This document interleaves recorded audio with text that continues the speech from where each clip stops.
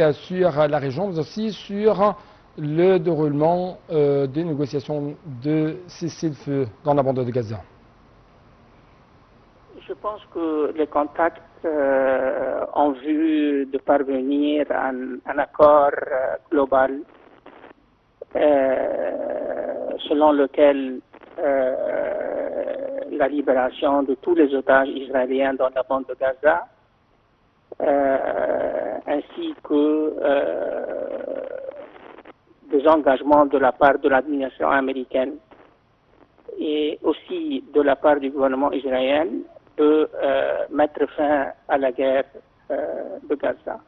Je pense que ces contacts-là vont reprendre dans des plus brefs délais.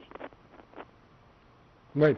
Mais, monsieur l'ambassadeur, à quel point vous trouvez que, après cette violation, cette attaque israélienne contre le Qatar, les États-Unis disent à tout le monde, notamment aux Arabes, Israël, c'est au premier rang, c'est au premier plan.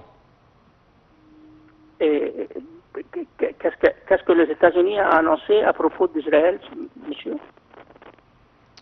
Non, je parle que à quel point vous trouvez que les États-Unis soutiennent Israël, les intérêts israéliens, entre deux guillemets, au détriment de tous les pays arabes, au détriment de toute souveraineté arabe.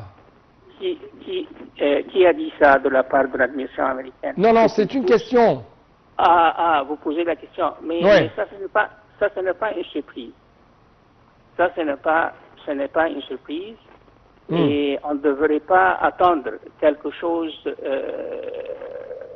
d'autre de la part des États-Unis en premier lieu et de l'administration américaine de M. Trump plus particulièrement. Alors, tout le monde sait que cette administration-là, et depuis le premier mandat de M. Trump, a soutenu tous les plans israéliens pour l'annexation de la bande de la Cisjordanie. Et a soutenu aussi le siège israélien de la bande de Gaza.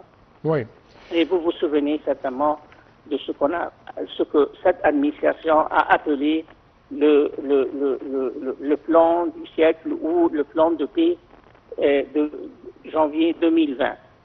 Et ce plan-là préconisait cette annexation-là et a parlé d'un mini-État palestinien à condition que les Palestiniens honorent quelques conditions et toutes ces conditions étaient des conditions formulées par les Israéliens pour assurer, entre guillemets, la sécurité totale d'Israël. Mais en tout cas, on ne doit pas s'attarder sur le soutien américain pour Israël. Ça, c'est un fait accompli, ça ne va pas changer, mais l'important est qu'est-ce que nous allons faire? Qu'est-ce que nous, les Arabes, qu'est-ce que nous allons faire? Est-ce que nous allons poursuivre quelqu'un parmi nous parle d'un partenariat stratégique avec les États-Unis?